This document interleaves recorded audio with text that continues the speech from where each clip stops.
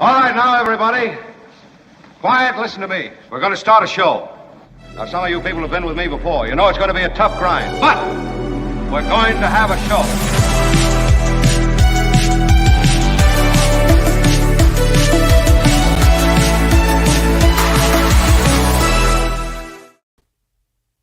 Hello, everyone. It is the Mark Thompson Show. I don't know what big and you're little?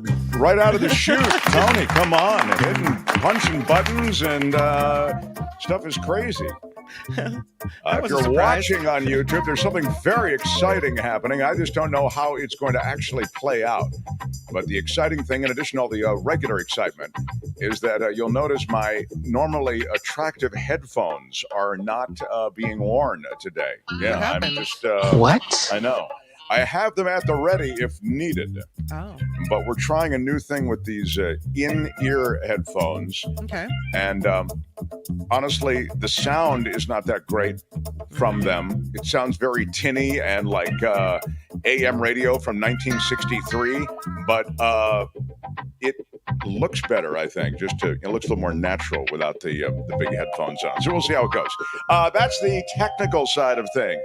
We have got an amazing setup for you today. We'll do True Crime Corner, bottom of the hour. True Crime Corner with Courtney will be in. This octopus murder story is terrific. I think you're going to like it. It involves government and a contract killing and all. Also, if you're into politics, wow, what a day. You're dealing with, of course, big news out of Trump land. It starts in the courts, but the reverberations extend to the stump. We'll get to that. Vladimir Putin and his, quote, election. And then the politics of the U.S. Howie Klein joins us in the second hour. And if you've never heard Howie Klein, you're in for a treat. And if you have heard Howie Klein, you're in for a treat also. But I mean, this is a guy who is so knowledgeable when it comes to every House race, every bit of opportunity in the Senate.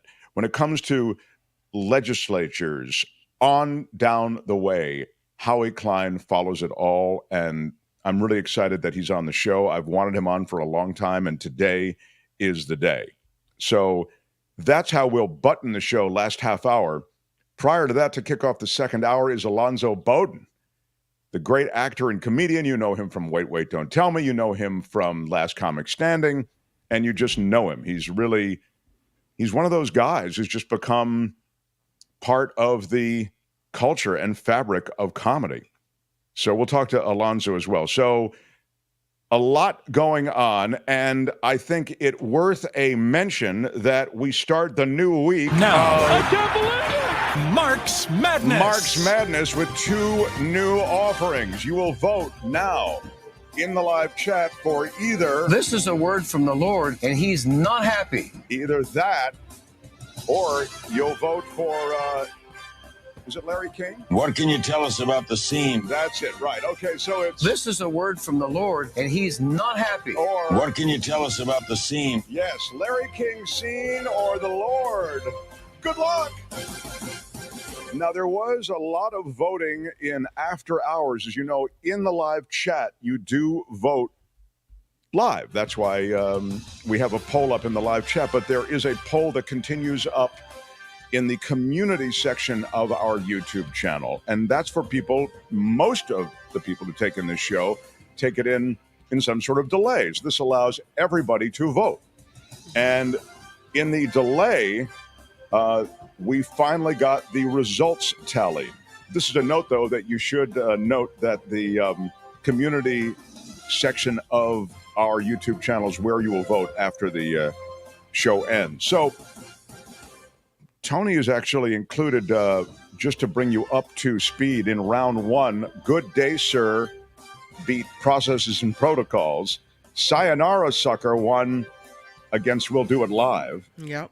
Mark's Madness round 2, Chit Chit Chit beat Dr. Phil Good Thing. And that's not fake. That's real. Beat Are You a Member of the Communist Party?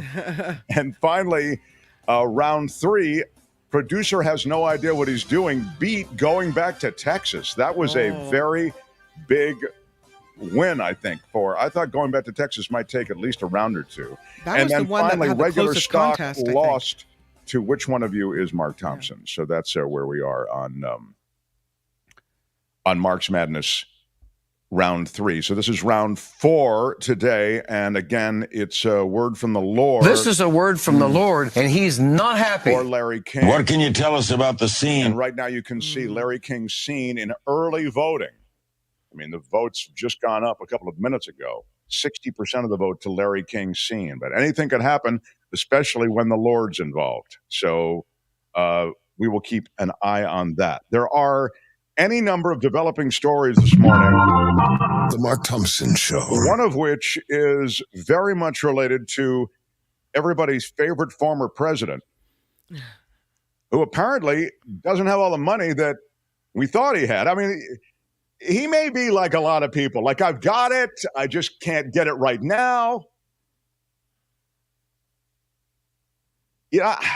He doesn't want to have to cash in that Roth IRA. There's a big penalty when you cash it in early. You understand the kind of pressure this guy's under. Well, his lawyers today are saying in court, we've tried, but we just can't get the money.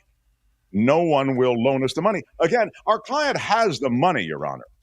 He has all of these real estate holdings, but our client just can't get the cash.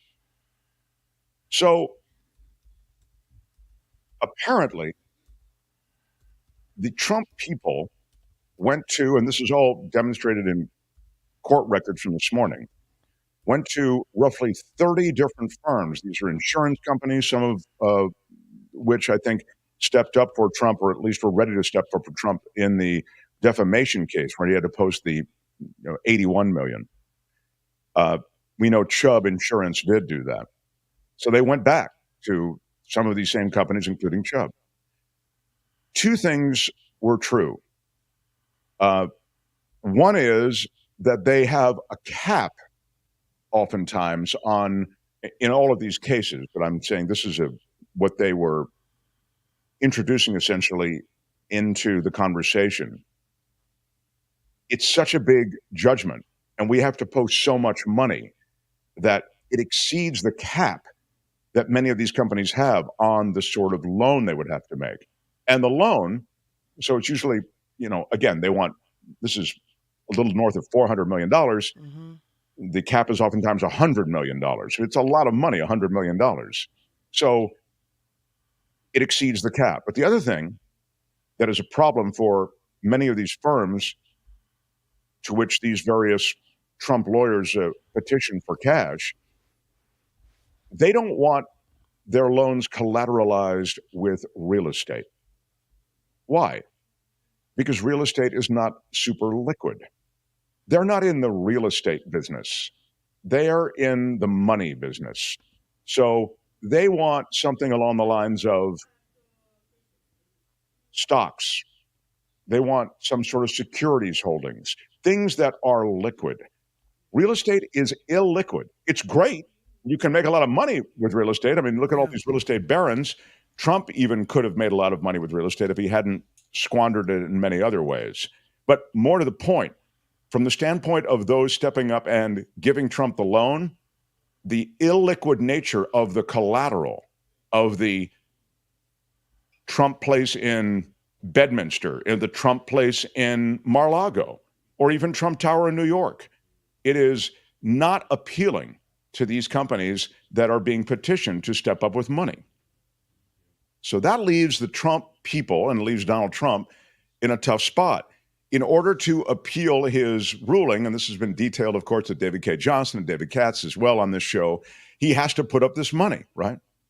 And if he doesn't put up the money, then he's in a situation where literally his assets can be seized. Those real estate assets can be seized. Now, not to skip too far ahead in the movie, but when you grab those assets, now you're in the asset seizure game. Now you have real estate issues. You have to figure out how to somehow turn some of those seizures into money. again, we'll talk to David K. Johnston and David Katz later this week, but where we are now is that given his illiquid status, and I'm sure many of you would say, and I can see it in the chat right now, look, he doesn't have the money. And I think David K. Johnston has done such great reporting, investigative work on just that fact. You have to, I think, conclude that there is no way out for him on this, but there are actually two ways out. One is that on appeal, because what he's doing is he's appealing the need for him to post the bond. So if somehow the court were to say, you know what, it's okay, post 10% or whatever, then it would let him off the hook. But short of that, he will be looking at the seizure of these properties to make good on this bond during his appeal. So that means that the state of New York will be taking on a lot of these assets. It means, padlocking some office in Trump Tower. It means seizing these pieces of real estate that represent assets to the Donald Trump organization. Trump is going to have to sell off his stuff for the money, the Lady Beatrice says. Yeah, I mean, it appears so. And of course, he's wildly overvalued the Mar-a-Lago and all of these other, here it is, Trump family judgments in the civil fraud case. And there they are. $354 million. That's the Donald Trump fine, but it is actually short of interest on the fine. That's why that figure is lower than you may have seen. Eric Trump has a $4 million fine. There's a little north of $4 million, as has Donald Jr. And the Trump Organization CFO, Weisselberg, was fined $1 million. So there you see the judgments in the civil fraud trial. Again, the civil fraud involved the inflation of assets when you're looking to get a loan and the deflation of assets, the suggestion that assets aren't worth as much when you're trying to get insurance or other things and pay taxes, really. It's a tax exposure move. So he cannot bargain down the required amount. There it is, says Ricky. Yeah, I mean, again, he is appealing, though, so I don't want to rule out that possibility. But can he appeal if he doesn't put the bond up, if he doesn't put that money up? I mean, he's appealing the judgment. Okay, he's appealing the fraud case, but this is what I'm saying is he's appealing also the need for putting up all the money. Right. I mean, I can't imagine that based on everything I've read that the courts are going to be okay with that. But so there are two separate appeals going on. But again, 30 different institutions looked at Trump and said, "Hey, we don't want any part of this. Your assets are illiquid, even if they're worth what you say they're worth, and there is no other collateral but those real estate assets that we can use to collateralize against the loan we're giving you. You don't have securities or cash on hand that in any way would suggest that we're collateralized." He signed an affidavit. I have $800 million in cash, so he doesn't have the $580 million. Perjury again, and no consequences, says shadow producer Calvin Wong. We'll talk to David K. Johnston about that tomorrow. But that's the breaking news of the moment. Just happened this morning. Trump's been all over the news in other ways, and I'll get back to him. But this Joe Fong, can I stop just for a second? This is pretty cool. Joe Fong. The Mark Thompson Show. Joe Fong has thrown a 50 at us. Thank you for the super chat. Big shout out. And a big shout out. Sharing my St. Patrick's winnings from Vegas. I love it. Winning in Vegas, yeah. Somebody walked out of Vegas with more money than they walked into Vegas with. Yeah. Love you guys, she says. Thank you, Joe. And thank you so much. Thank you so much. Yes, indeed. That is really generous, Joe. I mean, exceedingly generous. Jim Slayton with a 5 spot. Thank Big you, shout Jim. out. Always a supporter of the show. So appreciate it. We're a crowdfunded show, as you know. Elwin with one of the coolest names in the universe. Elwin with a $5 super Big sticker. shout out. Thank you, pal. And wow, William DeMichele, come on with a 5 spot. Big shout What a out. crazy morning. This really is great. Thank you, guys. And Walter, the tip jar conga line has started with a 5 spot. Big shout out. Thank you, Walter. Really, really cool. Audrey W. with a super sticker for $10. Big shout out. Wow, this is extraordinary, guys. Thank you so much. Yes, thank you so much. I'm not going to cry, but I would telling you. I'm not going to cry. I'm not going to cry. It's there. Well, there was a pretty big election in Russia. I mean, as farce elections go, it was a big election. You know what I'm saying, everybody? Yeah. 3 days of voting, staggered across 11 time zones. They have a huge country, as you know, does Russia. And Russian President Vladimir Putin, he crushed the competition. I mean, he literally crushed it. Many of them were put in dumpsters and taken to the yard where they were crushed. He literally killed and eliminated his competition for the most part, as you know, and any serious opposition leader prior to this election. The results announced had, I don't mean to laugh, but let me tell you the results and I'll tell you why it's laughable. I mean, I understand it's laughable because it's a fixed election, but 87% of the vote went to Vladimir Putin. Now, who's the 13% of people that had the big cojones to vote against him? Yeah, the Washington Generals, the way the Harlem Globetrotters used to play the other team. They had the one team that they were always playing, and the Globetrotters always beat them. So they have their own little Globetrotters. And there they are online. Now, on that line, I believe there are, the wife of Navalny. And so, there are high-profile pro-democracy activists who are participating in this election, but they are so well controlled. They're so well managed. And as I say, and they're killed. I mean, Alexei Navalny was killed. So there was never any doubt when it came to the outcome. The reason it's laughable, I think, on some level also, I mean, if it weren't so sad that this is obviously an authoritarian regime, it's laughable because if you were really going to fix an election and cared about the fact that it seemed in some way legitimate, you wouldn't make yourself get 87% of the vote. It just, right away, no one gets 87% of the vote, right? So you're telling me 9 out of 10 people voted for you? I mean, wow, that sounds like quite an election. Well, it was quite an election. Yeah, I'll bet. And did you see the line of people wrapped around that place? I mean, if somebody has that much support and there's no real competition, then usually the turnout is much less. Maybe it's different in other countries. I don't know. But if there was no real contest and, 9 out of 10 people favored someone, we'd be more apathetic to go vote. Exactly right. Kim is making a very good point also, which is something that we see in America all the time. I know it's going to be fill in the blank. It's a Democratic state, California. Gavin Newsom's going to win. I'm not going to the poll. Whatever. I mean, obviously in California, we have other propositions on the ballot, et cetera. But the thing that you really are driven to the poll by might be presidency, might be top of ticket stuff. If it's already decided to go, my vote doesn't matter. It doesn't count. Why was the vote turnout so high? Anybody? Does anybody know? If you guess threats from the Kremlin, yes, that's why.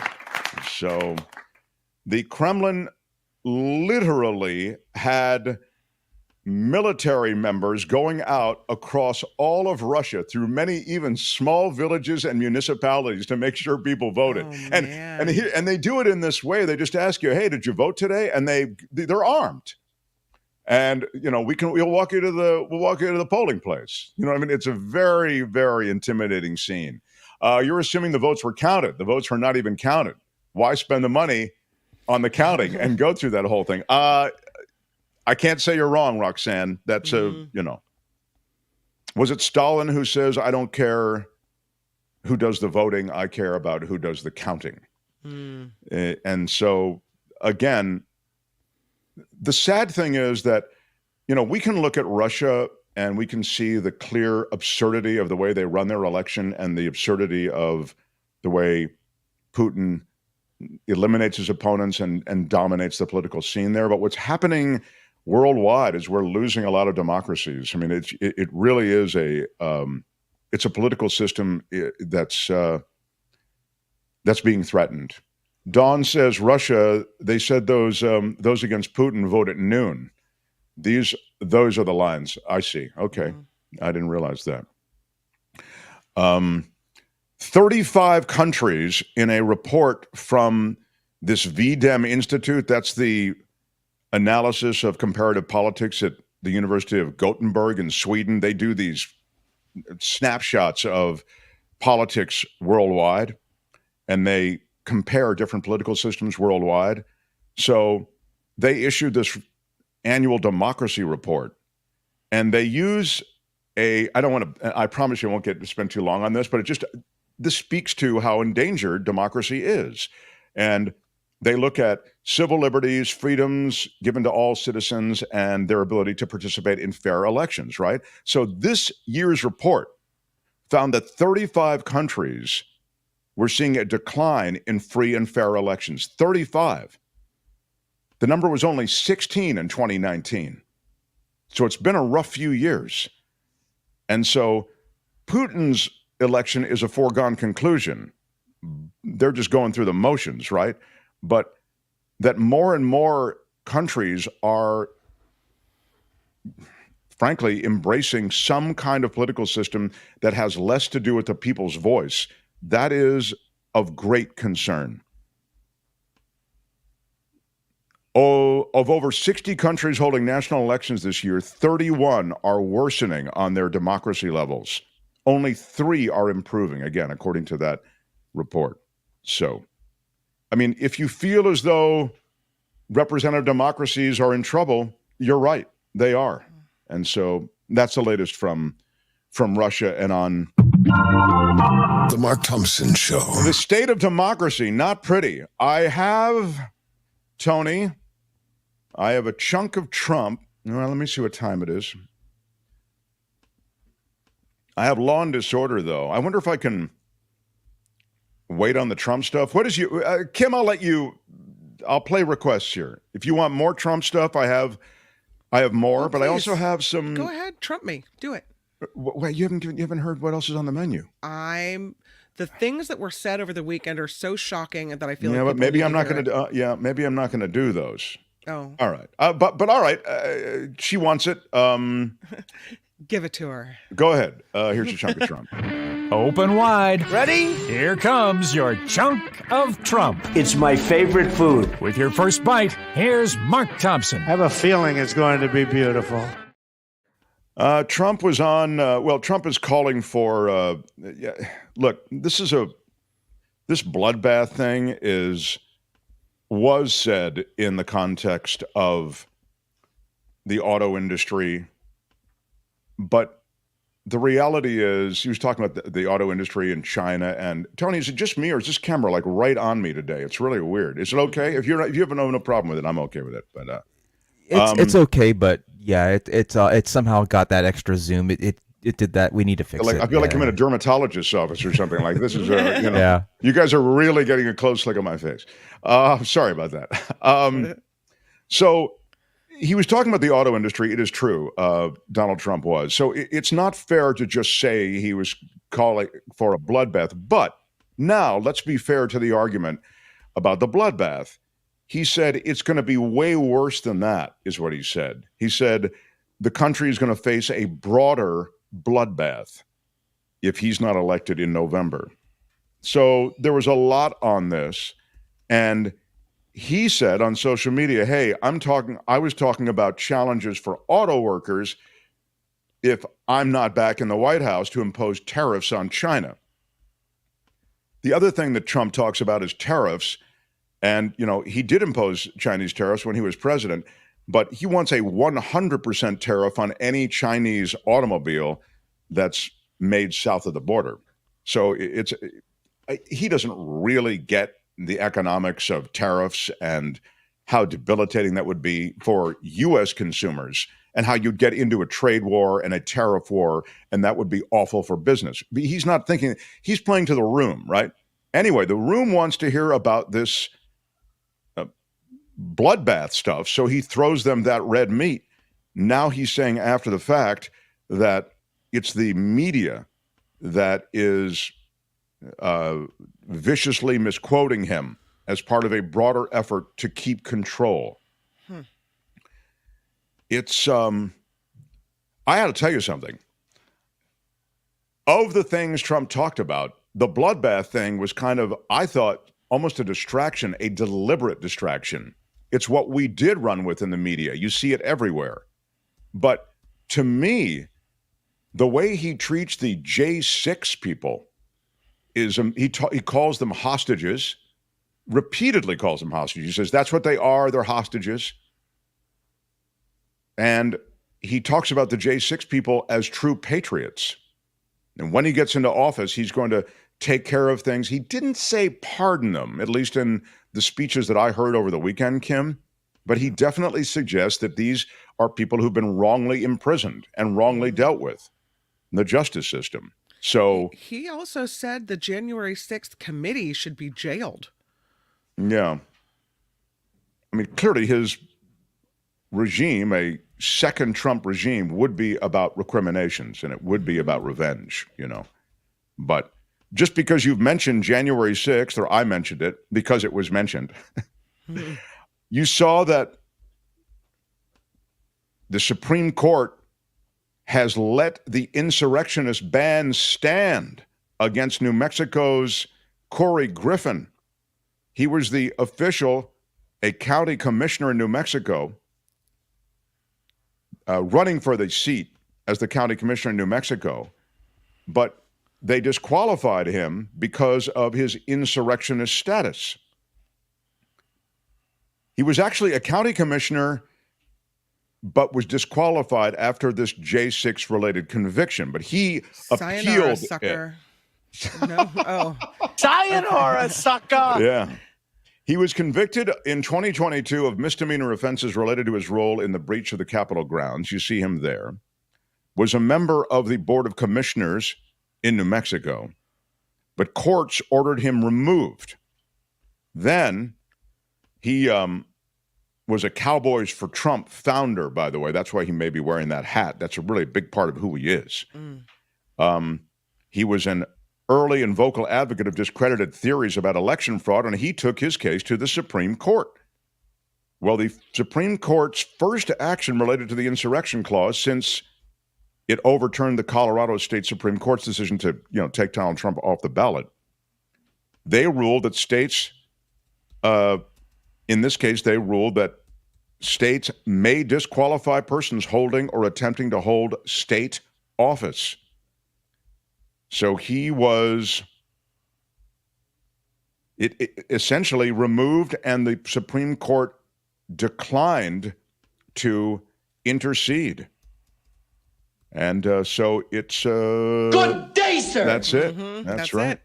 There are no more courts to appeal that to. So Donald Trump, I think the news of the day simply is that he's ratcheting up his speech on the... Just because we're talking about the stump, I don't think this is the lead story. But I think if you look at him on the stump, you see increasing amounts of one thing. That thing is desperation.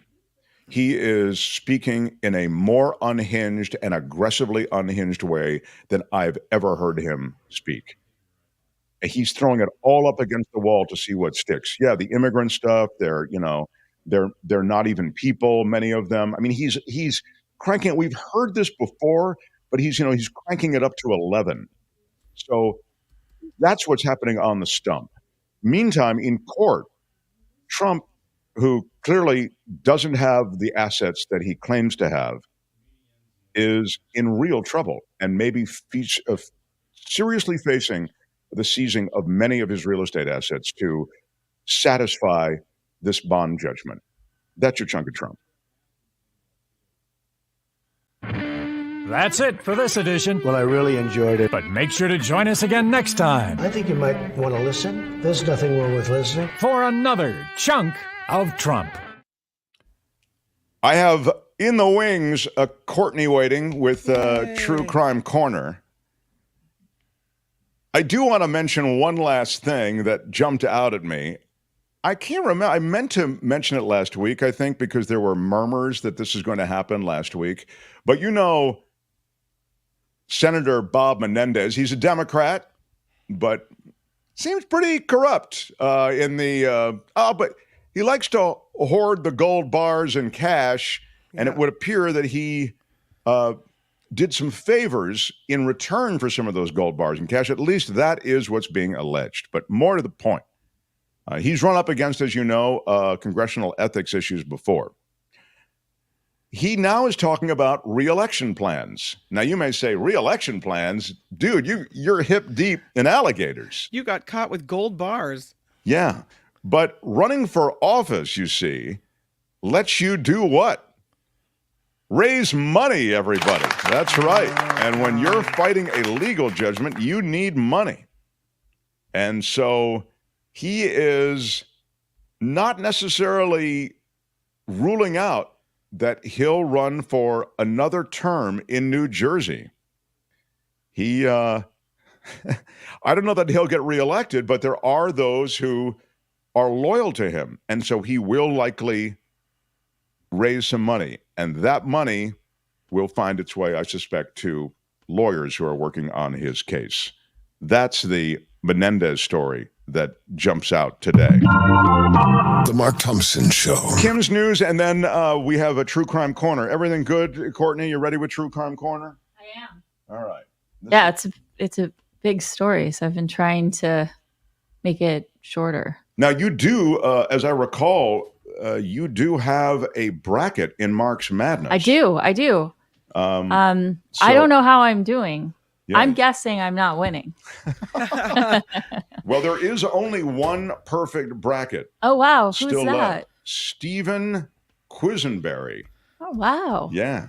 Perfect bracket. The last perfect bracket is Stephen Quisenberry. Stephen's got to give us some lotto numbers. He's the guy. He's the guy. Meantime, we are in the middle of Mark's Madness now. I can't believe it! Mark's Madness. And again, you'll vote, and people have voted, 58% of them for Larry King's scene.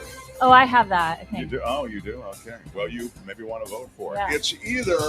this is a word from the Lord, and he's not happy. That's right. It's Lord or... What can you tell us about the scene? Again, you vote for either... This is a word from the Lord, and he's not wait, happy. I might have the Lord. What can you tell us about the scene? Oh, shoot. Vote to the end of the show. God. Are we voting against the Lord? You're not voting against the Lord, just the drop. You can still Blasphemy. You can still walk with the light of the Lord, or whatever light is Lordish.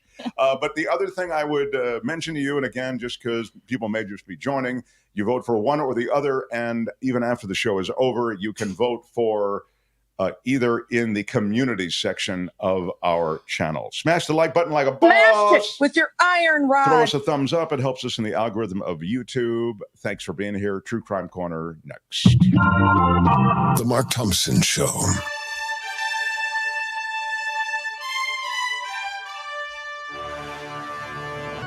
On the Mark Thompson Show, I'm Kim McAllister. This report sponsored by CoachellaValleyCoffee.com. And we're off to social media land. A Supreme Court justice claims the Biden administration constantly pestered Facebook. The High Court heard arguments today on whether the Biden administration's push to remove what they claimed was misinformation on social media platforms violated the First Amendment. Conservative Justice Samuel Alito said it was unusual federal officials were repeatedly pressuring social media sites to take down content, adding he saw a constant pestering of Facebook. Donald Trump is slamming Democrats and the media, as Mark mentioned, for their interpretation of comments that he made over the weekend during a rally in Ohio. Trump sparking controversy after saying there will be a bloodbath if he loses the election in November. The former president, in a post on his Truth Social this morning, said the words were purposely being taken out of context, as he was clearly talking about the auto industry being, as he says, decimated if President Biden wins re-election. The EPA is banning the last form of asbestos still used in the United States. Asbestos has been linked to lung cancer and mesothelioma, a cancer in the lining of internal organs. The new rule would prohibit using, manufacturing, importing all forms of asbestos in auto parts and some building materials as well. So that is the latest on that. It seems like maybe that took a little too long for us to figure out, but hey, we're getting around to it eventually. They did slow walk that. I'm with Kim on this. I mean, really, the asbestos, we're just getting around to that last bit of asbestos. Turns out you're right. It's a cancer causer. I mean, really? Okay. Well, thanks for that. We appreciate it years after it should have been done. President Biden is issuing an executive order aimed at improving women's health research. The president signing the order today during a Women's History Month reception at the White House. The White House says it's that the order directs federal agencies to strengthen research and data standards on women's health and prioritize funding for women's health research. So we'll take it. We'll take anything we can get to keep people healthier. Meanwhile, AstraZeneca, here's a picture of the inhaler. I have it. Here it is. And there you go. Because, can't do the story without it. They're capping the cost of the inhalers at $35. The drug maker making the announcement Monday, following in the footsteps of one of its rivals, the decision coming as independent Vermont Senator Bernie Sanders and other Democrats are investigating the 4 major inhaler manufacturers for charging Americans more than consumers overseas pay. Is anybody surprised about that? Americans are paying more. Don't we always pay more? Oh my God. Everything. Some doings at UC Riverside. The parents of a UC Riverside student who died while pledging the Phi Alpha fraternity will testify tomorrow at a hearing in Sacramento on hazing.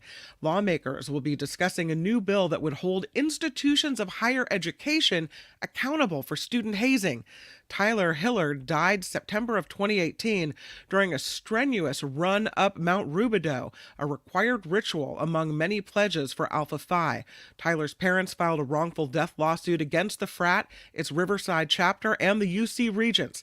In a statement, their attorney says for too long, the UC system has tried to completely evade any accountability for the abuses of fraternities it does sanction. So... And lastly, the hazing thing is it's horrifying. It's awful. It's out of hand. It happens in the armed services. It happens in a lot of different social groups, actually, and it's just completely out of hand. And this kid lost his life. And he's not alone. I mean, he's one in a long line of fatalities associated with, or serious, everything from maiming to permanent injury as a result of these hazing rituals. It's absolutely awful. Maybe if schools are held responsible... Right, it is a question of who's held responsible. They'll crack it down. Like It's all about liability. Agreed. Right. I mean, they'll take a tougher stance on it. They'll crack down on it, and it won't happen as much. Lastly, with just a week until the new Major League Baseball season, the San Francisco Giants are saying goodbye to longtime public address announcer Rennell Brooks Moon. What? The booth at Oracle Park will be renamed in Brooks Moon's honor at a ceremony to take place during a future home game. She has announced more than 2,000 games since Oracle Park's first opening day in 2000. In a statement, Giants president and CEO Larry Baer called Brooks Moon an inspirational voice for generations of players and fans at Oracle. In 2002, she became the first female public address announcer for a World Series and the first woman to announce a championship game in any professional sport. Wow, this well is done, Rennell. big news. It really is. Yeah, so they'll replace her with another woman, do you think? I don't know who the replacement is. Yeah. I'll look into that. I'll have it for the next report. Well, just because I might be interested. Well, you're always asking me the tough questions. Oh, you want to do it? Okay. I don't know. I'm saying I want to, but we had a conversation about it. Yeah. Maybe they'd let you do it remotely from the studio here. Yeah. Oh, that's a good point. I wouldn't games. Well, we're talking. We'll make a deal. We're workshopping it. Yeah, we're workshopping. Yeah. This report sponsored by CoachellaValleyCoffee.com. It's the good stuff. Fill your Mark Thompson Show coffee mug with some Ocotillo espresso, maybe a little El Gato. I've got the vanilla tea in mine right over here. Yeah, it's a huge selection of coffees and amazing teas. It really is quite the treat. CoachellaValleyCoffee.com, CoachellaValleyCoffee.com, and get your exclusive 10% Mark Thompson Show discount by entering Mark T all together at checkout and see that 10% come right off your total. It's a good feeling. I'm Kim McAllister. This is the Mark Thompson Show. They had to close down an entire radio station to silence him. And now he's here. Ladies and gentlemen, Mark Thompson. Feel it in your soul. The Mark Thompson Show. Who's Mark Thompson? Hey, which one of you is Mark Thompson?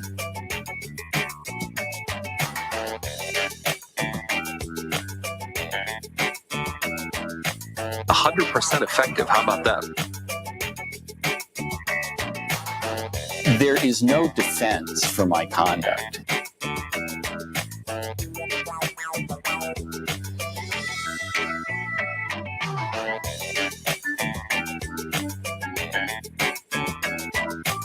Joe Fish, Sal the Shoemaker, Joe Box, and Little Anthony. Mo Black's brother, Fat Andy. Smash it with your iron rod. Seriously, what the... Right on, everybody. I am looking at the leaderboard, and thank you, Daniel, for pointing out that there might have been some... Oh, this shot is so close. Did it just get closer? I think it got closer. I'm sorry, everybody. I'm really not used to being like this on the audience. Like, holy, I mean, you know, it's scary. The leaderboard in Mark's Madness actually is not what is posted to my rundown. The leaderboard, an updated leaderboard, thank you. I'm looking at it live now. And the updated leaderboard has several perfect brackets. So I'm not just seeing Stephen Quisenberry. I'm seeing him joined by Rob and Daniel and Grady and Robin and Elisa. Jeez. Yeah, they're a bunch. Wow, Michael Snyder has, the Culture Blaster has a perfect bracket so far. Wow. So, sadly, you and I, Courtney, are not not doing as well. If only his movie picks were as good as his drop picks. His movie picks are perfect. How dare you even impugn in any way Michael's movie picks? It is Mark's Madness, though, and if you are just joining us, you don't need to have a bracket. You just can vote for one or the other. We put the drops up against each other. I can't believe it! Mark's Madness. This is a close one. You've got... this is a word from the Lord, and he's not happy. Yeah, word from the Lord and Larry King. What can you tell us about the scene? Again, you vote for either. This is a word from the Lord, and he's not happy. Or... what can you tell us about the scene? It's 57% for Larry King. Wow. 43% for word from the Lord. The Lord is losing to Larry King. Wow. All right. Yeah, there you go. We vote till midnight. I think I had the Lord after look. Yeah. I voted for and selected. I voted with my heart. Yeah, me too. The ones I liked, which is not. People are smart and about we're losing. this. Yeah, we're losing. They vote the things that they feel. But as I told you, land with the audience. Yeah, as someone who doesn't listen to the show, I am on here once a week and I hear certain drops. Yeah. You know, then that's like what I voted on is because I hear those drops most often. I know I can't believe I took your advice. My Mark's Madness is not going well, says Candace. Like Mark, I pick ones that I like, not necessarily the popular ones. No trophy for me this year. Candace is a prior winner. That's why this is significant. Yes. Yeah. Oh, wait, it never... No trophy for me this year. Oh, wait, the trophy never came. The old one. So it's still under Albert's desk at KGO. There you go. I bought the trophies. I know they came in. Yeah. And they were given to Albert to and he never got Candace her trophy. All right. Mondays we do it. This is True Crime Corner. Let's pay a visit to Mark's True Crime Corner. This is not a good neighborhood. I'm scared. Now, here's your host, Mark Thompson. The queen of True Crime Corner is my other half, Courtney. Nice Hi. to see you. It's good to be here. I really like the lighting. Looks really good. New Mark. lighting, but the shot is really close. With the blue. Yeah, thank you. We looks are in good. code blue behind me. Yeah, Yes. it's nice. It's code blue. Well, Tony is wonderful, as you know. I know. And he's great. My boyfriend Jefferson Graham came up also. So the two of them together. But you are the love of my life, and you do have an abiding interest in true crime. I don't get it personally, but you did hook me on this. Yes. It's a series on Netflix called, what is it? It's called American Conspiracy, The Octopus Murders. And it's on Netflix. And we're covering it today because it was trending on Netflix. I still believe it's in the top 10 movies, or I guess I should say limited series that are being streamed. But we were really interested in this, and it's a very long series. So I feel a little pressure today to make sure that I do it concisely. Give us a piece of it anyway. But we're not going to cover everything. So, and then anybody who's seen it, as we teased it a little bit last week, so that we didn't have any spoilers, but also anybody that's watching it can, of course, discuss it as well, because I don't necessarily think it sums it all up, right? No, it really leans into this idea of conspiracy theory and never really being able to solve what actually happened. But for those watching, Tony, if you can go to the next visual. So the two filmmakers are Zach and Christian. Zach's on the left-hand side if you're viewing. He is the filmmaker. He's the director of it. And then Christian is the gentleman on the right. He was a photojournalist for the New York Times. He was living in New York. They actually grew up together in Kentucky.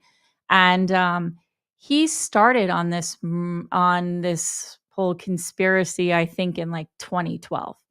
And I say that because they've been making this for a very long time. And actually, the Duplass brothers came in and produced this. They also made Wild Wild Country, which I think a lot of people have seen and liked. They're terrific. Yeah. Usually their stuff's really good. So the Octopus Murders, if you go to the next visual, is really featured around this gentleman named Danny Casolaro. And Danny Casolaro was a writer. He not only wrote for different publications, he had one novel that he published, but he also bought several publications in the computer field in like the early 80s and mid 80s. And so a friend of his introduced him to a case, and that's how he started down what would eventually become the Octopus Murders. He came from a large Italian family, and they were very close.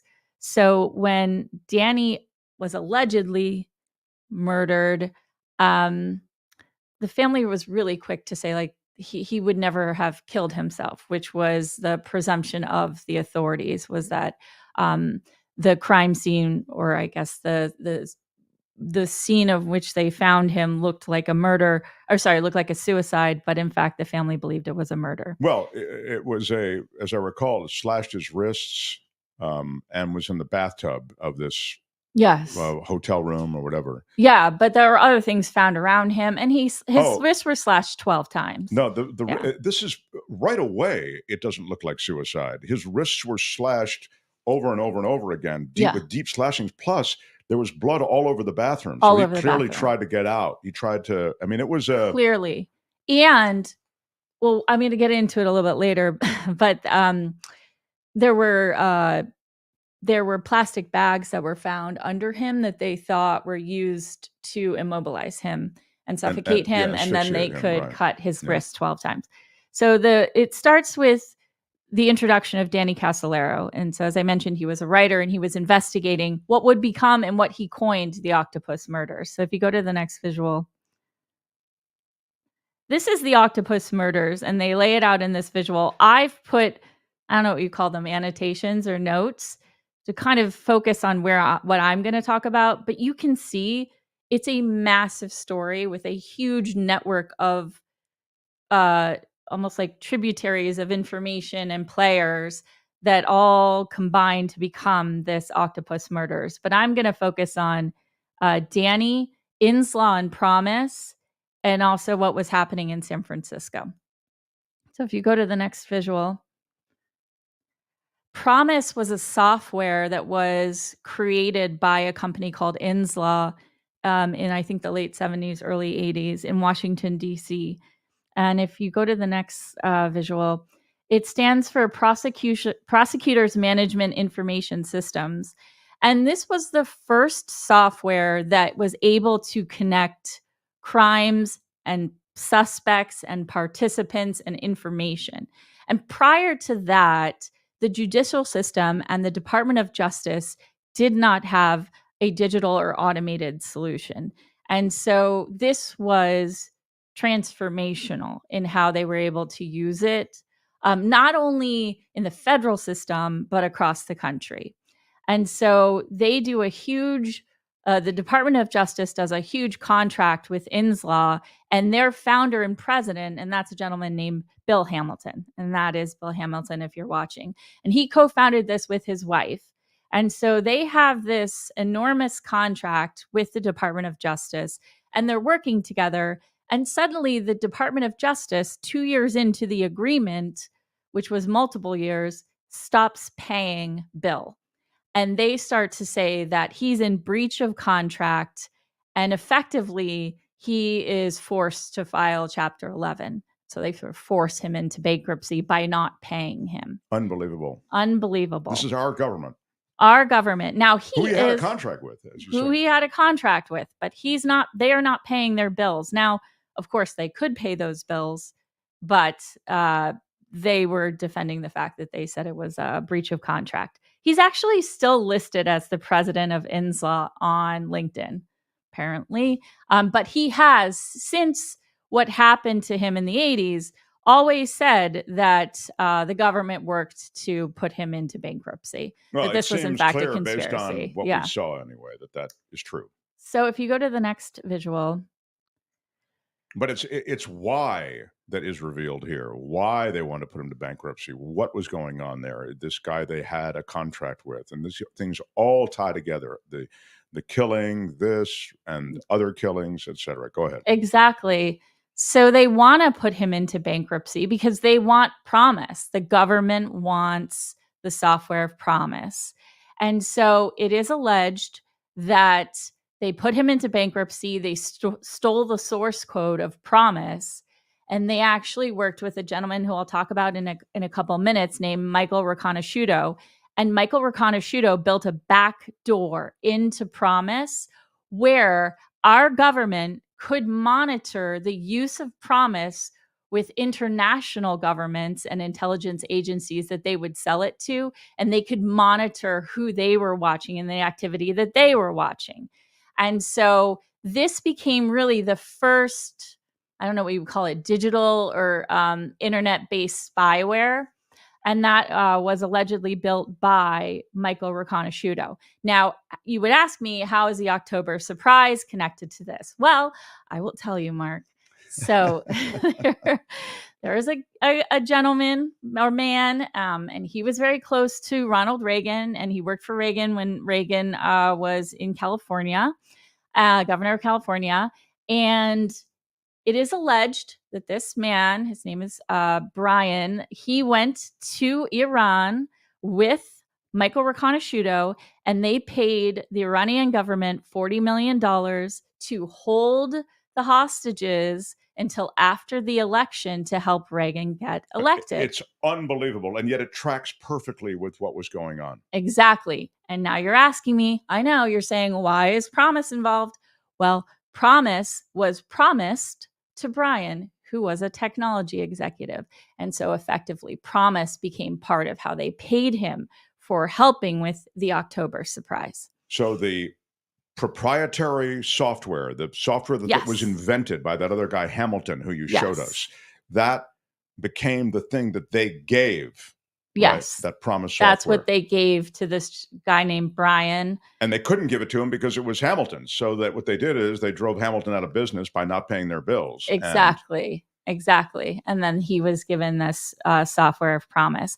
Now, Bill Hamilton knows that international intelligence agencies were using it because apparently he got a phone call from France asking about the software, and it was the French intelligence agency, and he's saying like, I didn't sell this to you. And so he knew that at some point this software was being distributed without his participation. Yeah. So that is the first part of the octopus murders. And then Promise becomes a part of the story, which ends up in the Cabazon Indian Reservation, but also in San Francisco.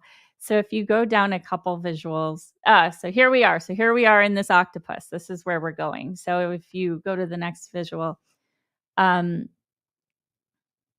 so Dr. John is a man that worked for the U.S. government in the CIA in the 70s and 80s. And he was out at the Cabazon Indian Reservation. His name was John Philip Nichols, but everyone called him Dr. John. And he was at the Cabazon Indian Reservation where a lot of things were happening illegally, but part of that was Michael Riconosciuto was actually building that back end of Promise, and they were using Promise. He goes on to build a casino and a smoke shop on the Indian reservation, the Cabazon Indian Reservation, which I should say only had 26 Cabazon Indian residents at the time. So it was very small, but the land was big, and he had promised the Cabazon Indians a spa, a resort, a golf course, all of these things that would bring in money. And while they were building parts of that, not a lot of money was coming into the Indian reservation. And I'm bringing all of this up because there are 5 murders in this documentary. And so 3 of those murders occur by allegedly the hands of Dr. John. I would also say that he was allegedly part of MK Ultra. So again, this goes into those tentacles and those tributaries of connection points of other things that were happening. But he is a really, really horrible human being. So if you go to the next visual, this is the death of Fred Alvarez. So this is one of the 5 deaths that are talked about in the documentary series. And Fred Alvarez is the guy who figured out that Dr. John is a bad dude. Exactly. And and Fred Alvarez is part of the reservation. He's part of the reservation, and he's on the tribal council, and right. He's saying this can't happen. Yeah. How come we have this thing on our reservation that's making all this money? I mean, they're making so much money. Money. Yet the tribe is in debt. We're just told every year by Dr. John that we're in debt. No, we have investments that haven't been paid off. And yet it was completely and totally corrupt. And Fred Alvarez was about to go.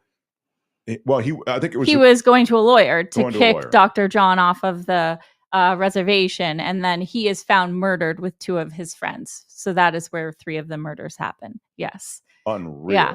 I mean, Dr. John was manufacturing weapons on this reservation, unbeknownst to the Indian tribe.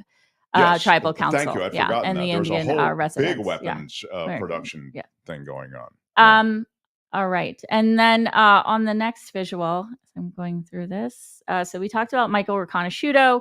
Although he's a critical character in this. I'd love for people to watch and then give me your impressions of this Michael Riconosciuto. He's a clearly brilliant, genius, but also, a lot going on there, and you have trouble a little bit. Yeah, I mean, I found him believable. Didn't you find him very believable? I found him believable. I question this haircut, if I'm being honest. What? That's a tough one for me, but I thought in general he was very believable. And actually that goes to my next visual really quickly. So he was very active in San Francisco in the late 60s. Right. He went to school at Stanford. He was a genius. I mean, Absolutely. He was an absolute genius. He was building systems when he was 10 years old and 14 years old. But I think he studied at Stanford when he was 16. And he used to hang out at the Straight Theater in the Haight. And he actually brought one of his lasers from Stanford to be part of this first show that happened in 1966 when there was a poetry read, which was in complementary to the Warlocks music. And so he was really active in and around San Francisco. And that's where he found his business partner. And his business partner is the fourth murder that's featured in this documentary. And his name is Paul Maraska. And so Paul Maraska is killed in 1982, and he is tortured in this murder. Now, he had a condominium on Kearny Street near Telegraph Hill, which you all will know where that is. And Not I far from KGO. don't know where that is. The old but radio station. he is killed. And if you go to the next slide, this is a little graphic, but this is actually how he was killed. And as I mentioned, he was tortured. They used a tortured system that was often used by intelligence groups, international intelligence groups. And so he's murdered, and it is alleged that, and this brings us back to Cabazon, the Cabazon Casino had gone bankrupt. Dr. John and his collaborators were in a lot of trouble. And so they murdered Paul Maraska because he had billions of dollars in offshore accounts. And so that is effectively why it is alleged that they murdered him, but he was definitely murdered. And he was the business partner of Michael Riconosciuto. And he was murdered by a man named Philip Arthur Thompson. And Philip Arthur Thompson was a serial killer in San Francisco in the 60s and 70s. And he got off almost every time. This is another in an absolute panoply of amazing. This is one of the most outrageous, amazing aspects to this story. I mean, it's just shocking. Explain what happened. He was busted over and over and over for these horrible, heinous things that he did. He was busted over and over and over for murders, rapes, robberies, and I mean, imagine that. All assaults. over San Francisco, this guy, they keep nailing him, and then nothing happens. He keeps getting out. He keeps getting out, and he was helping the FBI. It is alleged that he was helping the FBI, and the FBI was getting him out of all of these crimes. Of being brought to justice. In fact, if you look at the police report and you look at the file on him, it actually says government informant or government intervention, something like that. Government came in and excused him of all, So it's criminal liability. I mean, this story is so chock full of guys like this. That's how you know it goes all the way to the top of government. All the way to the top. And so the FBI is interfering with any prosecution allegedly against Philip Arthur Thompson. And so he actually he passes away in 2020 at 75 from what they believe is natural causes. But he's hired. They actually have lunch at that Italian restaurant that's at the corner that oversees Paul Maraska's condominium. Kim, I can't remember it, but anyway. Vanessi's? Vanessi's. They have lunch at Vanessi's. In North Beach. And they basically say, that's where he lives. We need you to murder him. And then they took his money. So that is how San Francisco is connected to this story. It's really quite extraordinary. The last part of this is the Danny Casolaro, and I'll quickly touch on that. Danny Casolaro is found dead in his hotel room in 1982, August 10th, 1982. He had gone to Martinsburg, West Virginia, allegedly to meet with a source. And that source was sort of that last part of this entire conspiracy that had unraveled over the course of a year and a half when he started to research this. And so he goes to the Sheraton in Martinsburg, West Virginia, and he's seen around town. He's seen at convenience stores. He's seen at, I think, a Pizza Hut. He's seen eating and drinking and looking like he's waiting for somebody. But I don't know if he's necessarily seen with a lot of other people. He carried around his entire notebook and all of his notes in a brown attaché or briefcase. So like kind of notoriously, that was always with him. But he checks into the hotel, the Sheraton. He's in room 517. And he's last seen entering that room, I think at like 10 o'clock on August 9th. And actually, his next door neighbor sees another different man enter that room. And she wrote an affidavit swearing to see this, a man with dark hair, kind of stocky build, who went into the room with a key. But she had not seen Danny. She had only seen this man enter the room with dark hair, kind of stocky. And that's clearly not Danny. And so Danny is found dead on the morning of, actually it was noon, August 10th, in 1982. He is found in the bathtub. He has 8 cut wrists or slit wrists. And then he has slit 8 times. He has 4 times his wrist is slit on the right hand side, or his right hand. And actually it was so deep that it cut the tendon. So the reason that's important is that they were sort of suggesting it would be impossible for him to have continue to cut once he's cut the tendon. Exactly. Your arm just goes. Yeah, he clearly was murdered. Yeah, and there's blood all over the bathroom, and there's plastic bags found under Dandy, what they think was used to, make it so that they could asphyxiate him. And then when the police come, his attaché or his briefcase is not found. He's embalmed immediately, and the family is not notified of his murder for 2 days. And so a lot of people believe that Danny was murdered and did not commit suicide. He wrote a very short suicide note.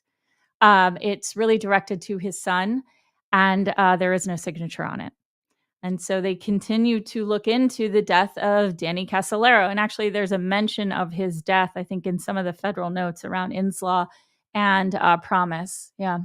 Unreal. It's unreal. It's really spectacular. It goes up to the highest levels of government. I mean, I include the President of the United States on this one. Yeah. I think I'm not a conspiracy theorist guy, but as I always say, just because someone's a conspiracy theorist doesn't mean that they're not telling you about a real conspiracy. I mean, I think they show their math on this in this series, as you've given us a little glimpse of. Yeah, it's very hard to do this story and the family's justice because we don't have a lot of time. But if you haven't seen the limited series, and you're interested in this, I encourage you to watch it because it was a really interesting and well done piece. So I thank you for being here today, Courtney, and sorry, for was sharing that too a little long? bit of this. Yeah. No, it's great. We're just a little bit late, but I love that you were here, and thank you for being here. Thank you. Well, thank you for having me. That's True Crime Corner for today. True Crime Corner, only on the Mark Thompson Show. I've got Alonzo Bodden. He's an award-winning comic and brilliant. He's a political analyst as well. I've actually been on panels with him, and he's, anybody who can say things that are both insightful and funny is worth a look. But he's just straight, flat-out funny. He joins us next. So smash the like button like a boss, and Alonzo next. Mark Thompson Show. The Mark Thompson Show. It was great. I loved it. How would you handle this? We could try ignoring it, sir. Morning. You cannot say you love your country. Where are my weed smokers at? Stay at home and get baked. Right on. Right on. Great to have everybody on board with this otherworldly close-up shot, Tony. I don't know what this is about, but my skin is impossibly good to be able to survive this tight shot that we have today, but we have it. So we've just concluded the first hour of Mark's madness, and I should do this now real quick before this only will take 30 seconds. We have second hour already underway with Mark's Madness. So please, if you haven't and you want to, please, this is your chance to participate. Mark's Madness. That's right. You'll vote for one of the two. Either this. That's pure speculation. Speculation or... What? Oprah's what? Only one goes out of the next round. Either that's pure speculation. Yes, or... What? It's speculation or what? That's pure speculation. Now and what? Until the end of the show, and then until midnight tonight in the community section of our YouTube channel. Good luck. Now, I think I've delayed all that I can. Sorry, Alonzo. How about? Oh man! Did I just lose through a whole murder thing? Yeah, I mean, we've really warmed the crowd up for you, Alonzo. I actually love that. I was listening, and I don't know who this guy is that they allowed to get away with all the murders and everything. But the question is, why didn't he run for president? Because I'm not sure if you're aware of it, but now being a criminal is considered an asset on the presidential trail, particularly if you're guilty of numerous crimes. I think this guy had a shot.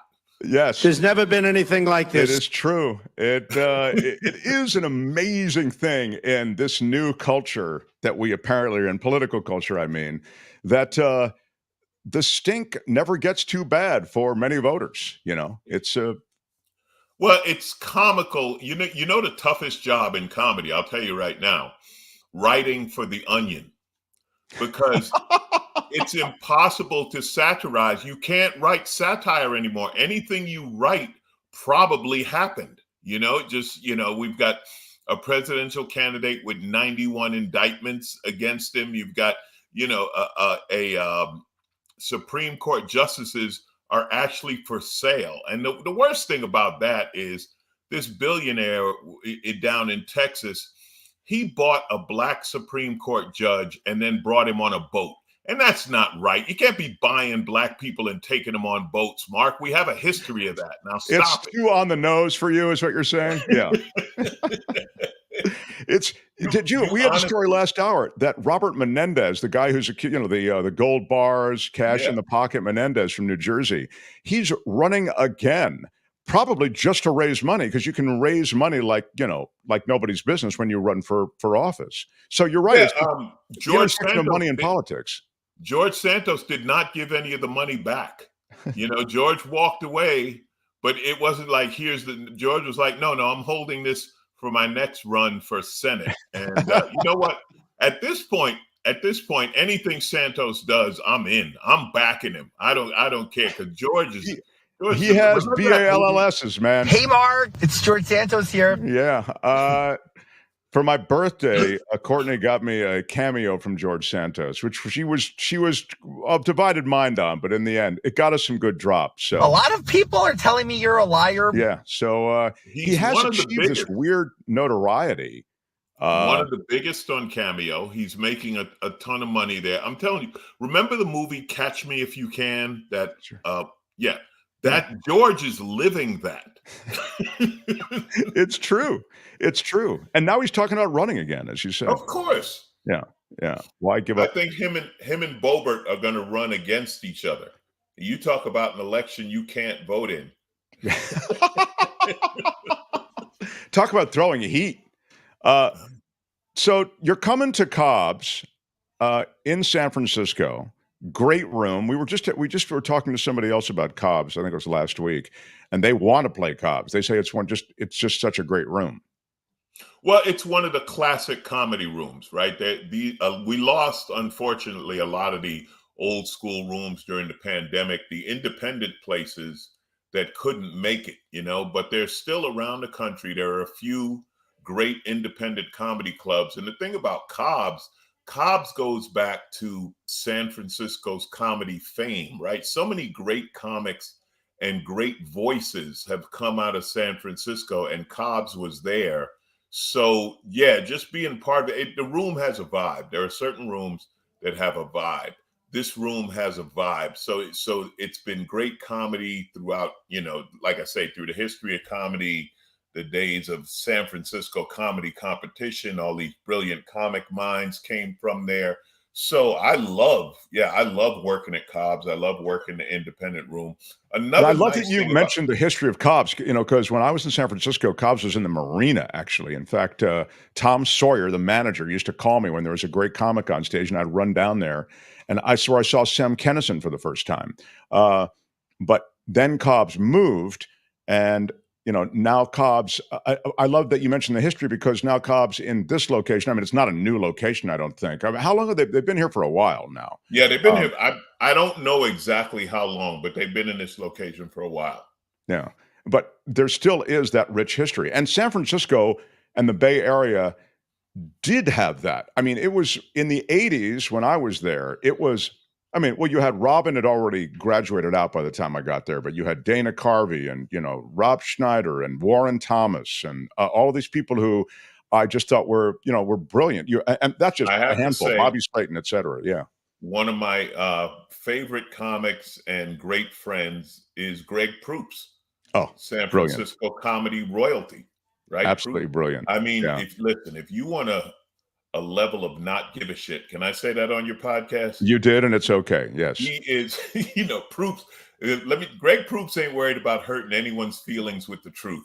I love that guy, and he is the epitome of a San Francisco comic. He's got style, he's individual, he's got a voice, and he's got something to say. San Francisco's a great comedy city. Yeah, and Proops also has that thing that you find with other San Francisco comics, I think, and comics generally, I think, increasingly, and that is knowledge of so many different things. Like he has deep knowledge of cinema, and he can get into politics. Proops is a remarkable. I mean, he's I don't want to call him a one-off, but he's an extraordinary guy. Like he's. Well, I'll tell you, his podcast is called The Smartest Man in the World. Right. And I always say he might be. It's arguable. We used to do a show here on NPR in LA, and it was called Comedy Congress. It was me, him, and Ben Glebe. And I told him, I'm only here to explain to the audience what Greg just said. That was my job. Just let me translate this down to our level because he's operating. Yeah, he is amazing. He's truly a ninja. And Ben Glebe is one of those guys too. You guys are all like, you've got chops in knowledge of politics, and you can play that when you want to. And we've done TYT together, and you've it's interesting though that you do, at least in a lot of the clips I've seen, you put politics aside a little bit on stage. There'll be chunks of your act that has nothing to do with politics. Lewis Black, another friend, another legend, told me one time, you have to give them a break. They can't think for the whole hour. So he said, you throw in something just to let them breathe for a minute and then hit them again. And I think that works. The other problem I have, honestly, Mark, and the reason I'm maybe, I don't know if moving away is the right word, but oh man, you talk about being with comic royalty. Yeah, hanging out with him and Kathleen Madigan. That was in Montreal at Just for Laughs. Awesome time. But the other thing I was going to say is, unfortunately, as a society, we're not moving forward. And it's tiring to say the same thing, like to still be dealing with the same racism, the same, the immigrant crisis. I have a whole bit about it. Like, they're back. We were mad at the immigrants a couple of years ago. Then we shifted and we were mad at the transgenders, and the immigrants thought they could breathe. Nope, we're back to the immigrants again. So as a comedian, we have to do another Trump election cycle. It just, honestly, Mark, it becomes tiring. It's our voice and it's our job. Lou said it one time when they asked him, why do you talk about the news? He's like, we don't want to, but nobody else will. So we're left with this job. And I've told you before, I'm a huge fan of the Jester, right? Because the Jester was the only one who could make fun of the king and speak truth to power. And that's the comic's job. But could we please move along? I don't know if you're aware, Mark, but Congress is regulating TikTok because of all the mass TikTokings we've had at the high school. Oh, thoughts and prayers to all the mass TikToking. Not that there's another issue perhaps we should look at. No. Let's stop TikTok. It is remarkable that you put it in those terms, that, we look at the youth and we look at these massacres in high schools and all these, that we focus on TikTok instead of those other things. And then who is available to pick up TikTok if there's a divestiture on the part of ByteDance? Jared Kushner's expressed interest in moving in. So, well, it's a good idea to have a private individual take over a social media company because, we tried that once and it's worked so well. Why would we not do it again? I think I said Kushner. I think it was Mnuchin, actually, although I'm sure Kushner's expressed interest as well. But yeah, I mean, you'd see the nakedness of all of this, of money and of, pay to play. It's all so clear.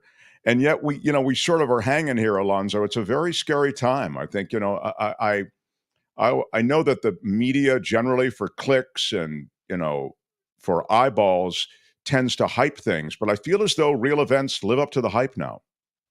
Yeah, unfortunately they do. And you know, one of the things I've been saying, I've been yelling at the crowd, if you're under 40, vote. You have to vote. We have to get young people, like, you know, they're trying to regulate TikTok. These are people who don't understand TikTok at all, have no idea what TikTok is. These are people who are still struggling with Facebook. All right. I mean, our government, you see the age of our government, and the younger people need to step in because they understand their issues. They understand the future. And the unfortunate thing, and, you know, I've done a lot of media stuff, and I've worked with the LA Press Club for a few years, and I've talked to real reporters and real media. And unfortunately, they're held to a standard of clicks, just like you said. So you're trying to tell a real news story, but you're being judged by the same metric as an Instagram influencer, you know, which would explain the boobs on the women doing the weather. Can we talk about this for a minute? Because the women doing the weather are so hot. If you ask me what the weather report is, I have no idea, Mark. It's partly cleavage. That's all I know. And, you know. Yeah, it is insane, man. It's pretty insane. And I get it. I mean, I kind of get it. It's like, you know, the handsome dude telling you the news and the hot weather person, you know, telling you the 5-day forecast or whatever. But you know, and we talk about this, and again, you're old enough to remember this. You remember when we had real news, and you know, listen, I was a little kid when Walter Cronkite was on the news, but I strongly suspect Walter Cronkite wouldn't have been trying to get clicks. Yeah. Well, the beauty of Walter Cronkite land back then was there were only a couple of options, I think. So they were, you know, they didn't have to worry about that.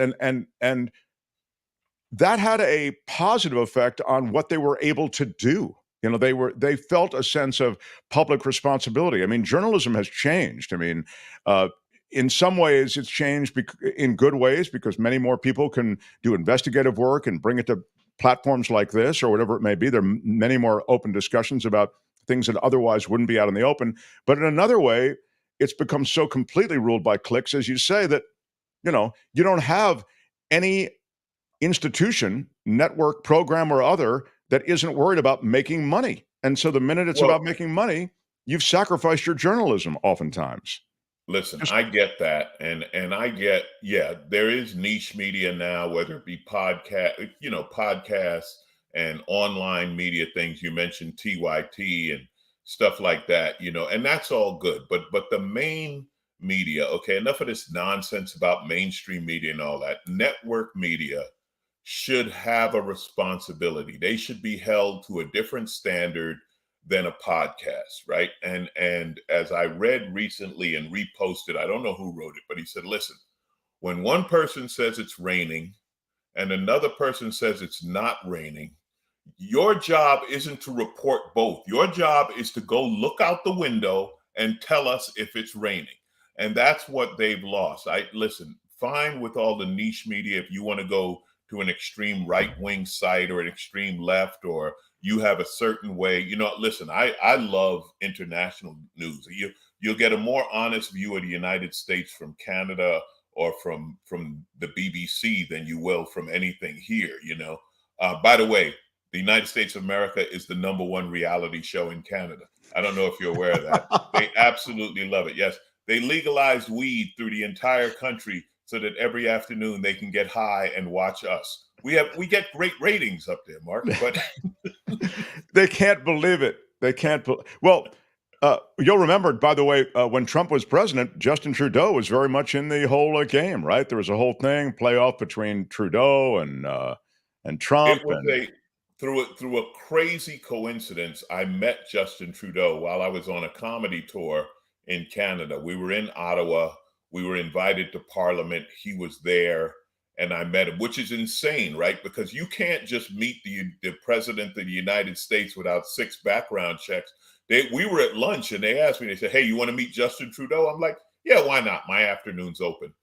But I met him, very nice guy. I talked to him, and I said to him back then, listen, if I need to get up here, I'm using your name. And he was okay with that. So I got a guy, Mark. You know how it is. You can't get. You got to have a guy. I know you got to have a guy. Absolutely. I got a guy. The weather, I'm going to say, would scare you back south, but I don't know, maybe not. I love that you spent some time, and I also remember on the way out here on Last Minute with Alonzo Bodden, we've had your Cobb's date up there the whole time, so hopefully people will find you at Cobb's in San Francisco on the 27th. But I remember that you used to work on jet engines, isn't that right, Alonzo? Or used to? Oh yeah, I worked in aerospace. I built.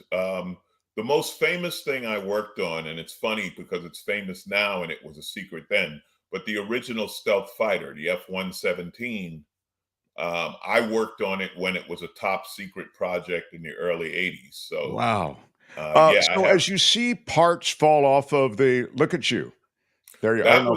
That was on a tour in Iraq. That was me cleaning the windshield of a helicopter before I got in and we flew off, which, shout out to the troops.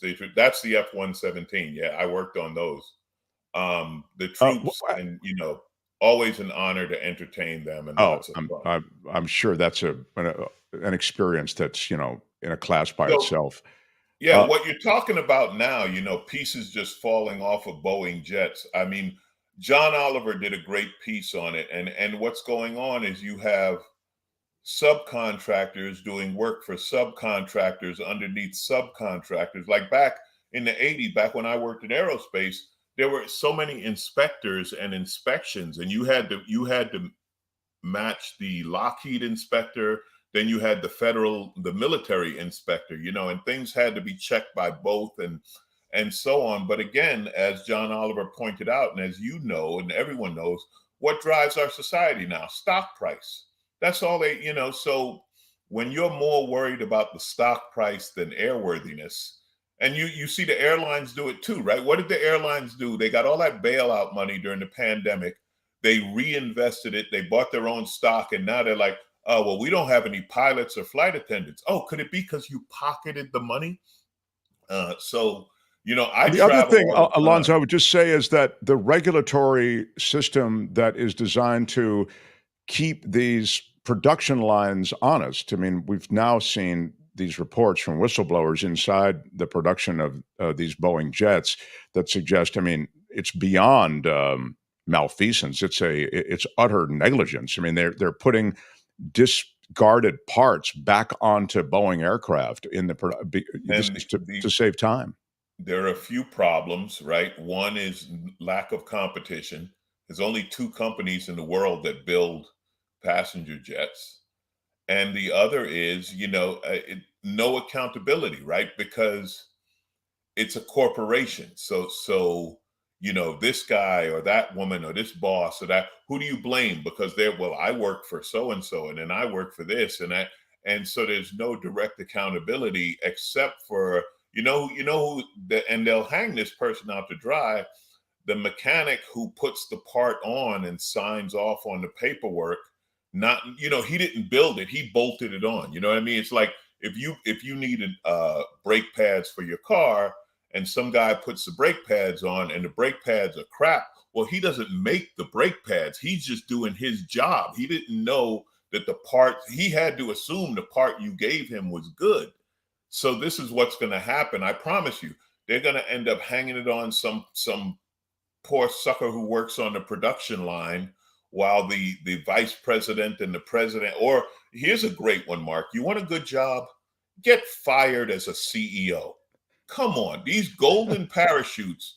Your whole career is spent trying to move to the top so you can get fired and skip out with $20 million.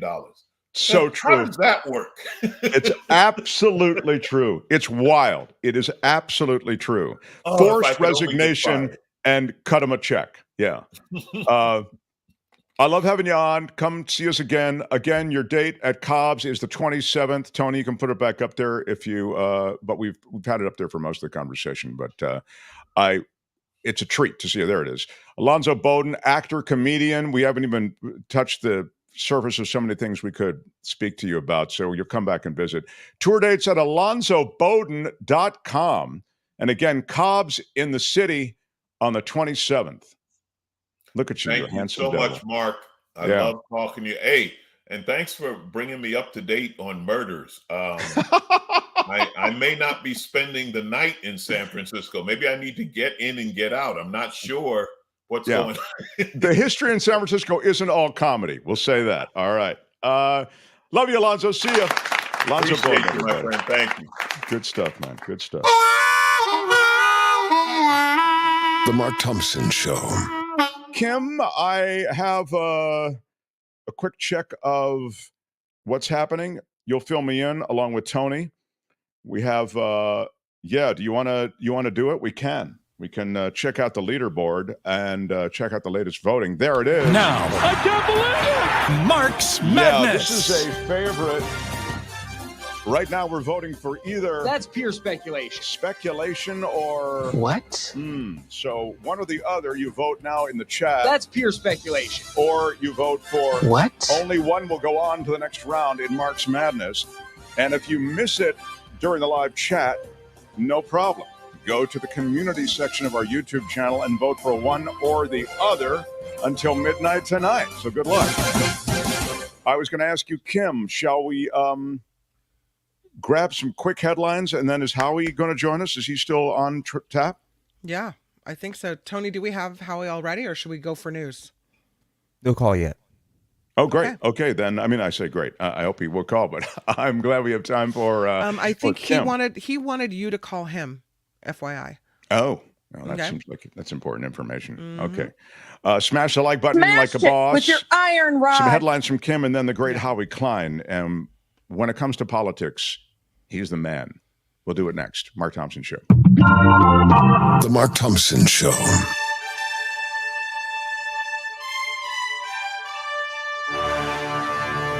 On the Mark Thompson Show, I'm Kim McAllister. This report sponsored by Tenuta Vineyards in Livermore.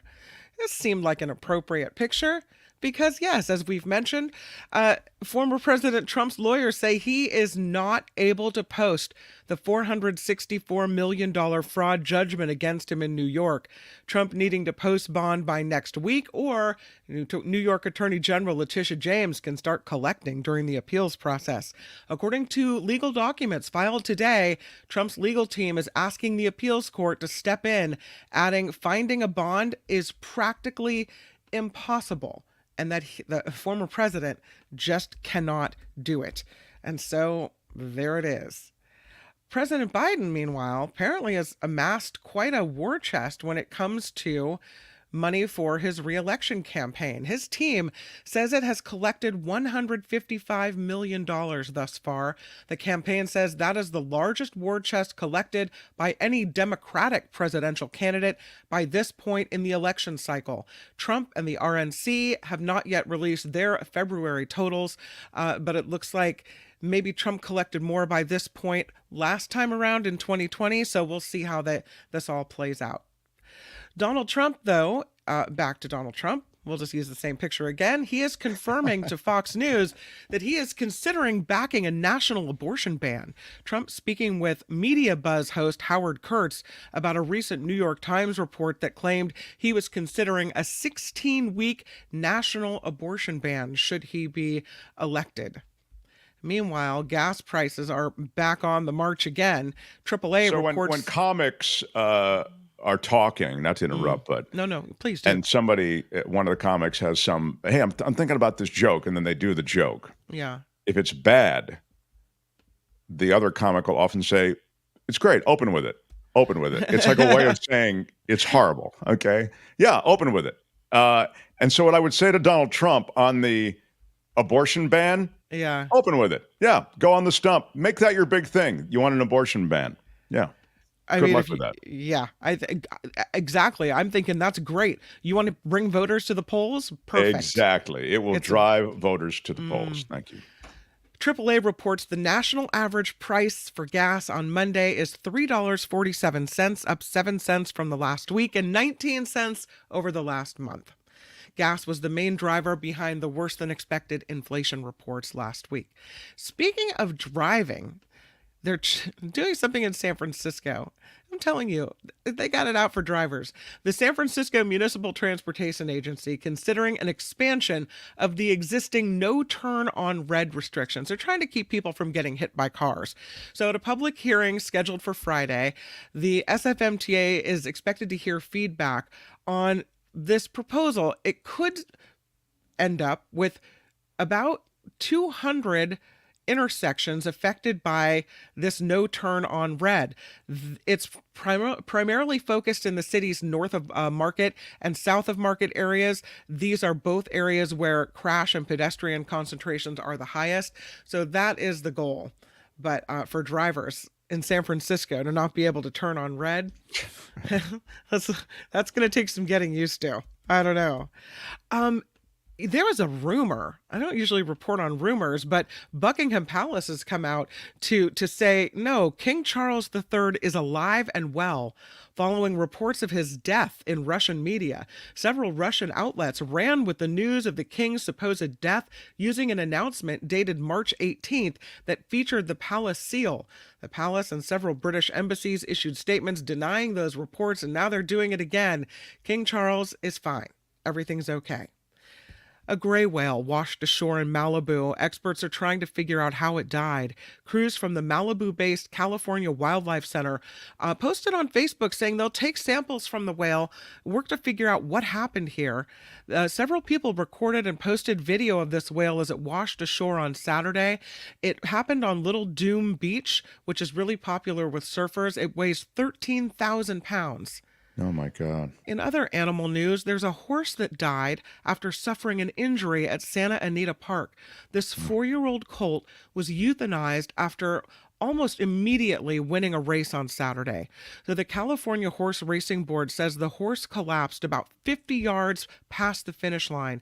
It is the 6th time this year that a horse has died from a racing or training injury at Santa Anita Park. Well, then look at the numbers last year and the year before. It's a brutal sport. Man. Some more details, as requested, about the departure of Ronelle Brooks Moon from the announcer's booth at Oracle Park. Her contract expired in December. There were some extensive discussions about how to keep her on, but eventually it was a mutually and amicably agreement to part ways. The Giants have not named a replacement. So And I still feel like I should get an audition. I feel like you should too. I think you'd be fantastic.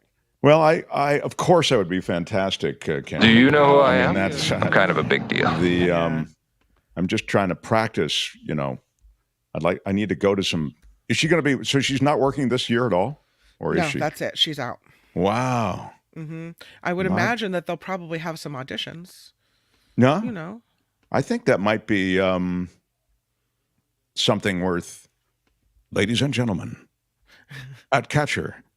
Number 21, Joey Bart. Yeah. You want more like American Idol? I do, yes. Okay. Let me try. Ladies and gentlemen, please welcome number 8, Michael Conforto. That's more American Idol, like that. That's pretty good. Can you do like the guy I'm drinking a beer with? Number 8, Michael Conforto.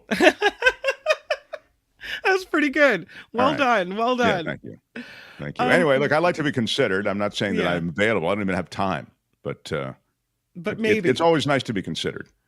Lastly, because I know we're getting a Howie Klein on the phone, seismologists are confirming one of Taylor Swift's concerts at SoFi Stadium last summer actually registered on the earthquake scale. Researchers at Caltech say August 5th, 70,000 jumping and dancing fans produced the amount of energy equivalent to a magnitude 2.0 earthquake. Wow. Yeah, the energy was released during the course of a few minutes rather than in 1 second, as it would be in an actual earthquake of that size.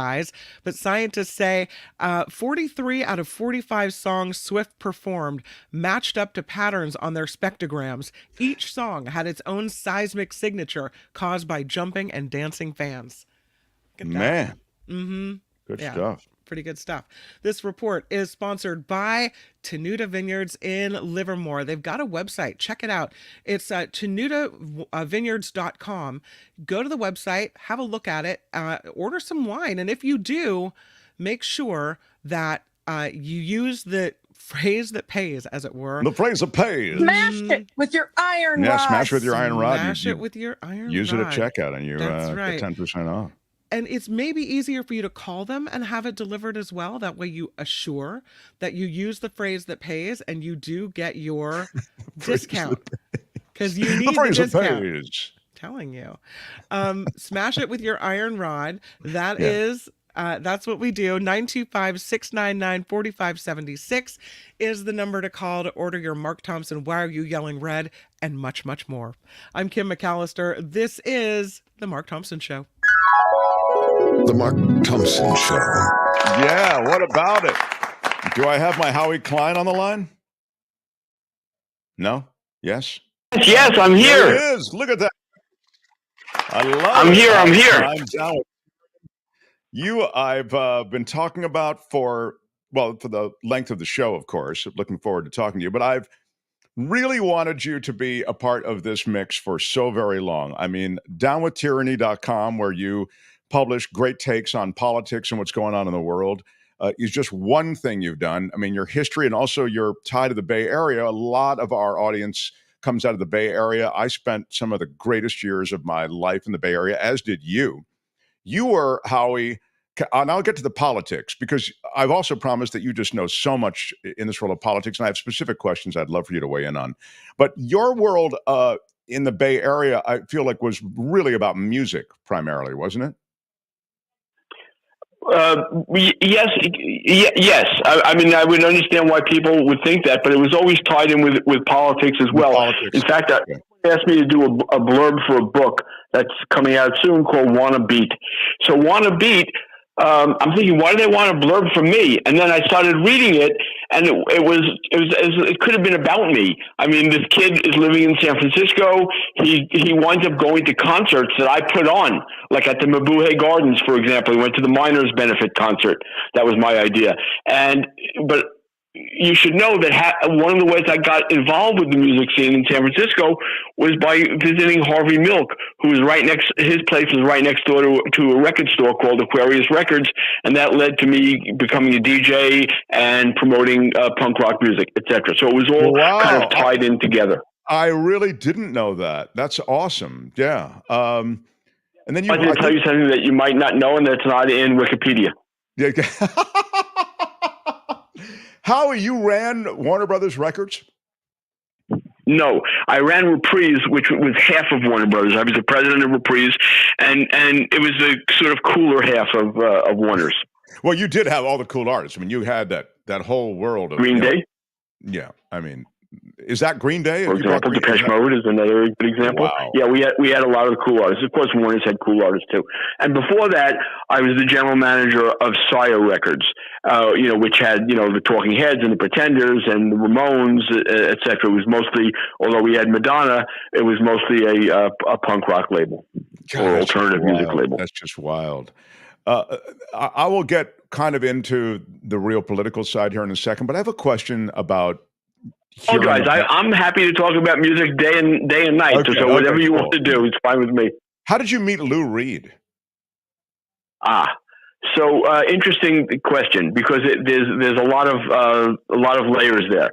When I was just a kid, I wound up going to every single Velvet Underground show at the Exploding Plastic Inevitable that Andy Warhol put on St. Mark's Place. I went to every time that they played. I went there. So Lou was kind of a hero to me.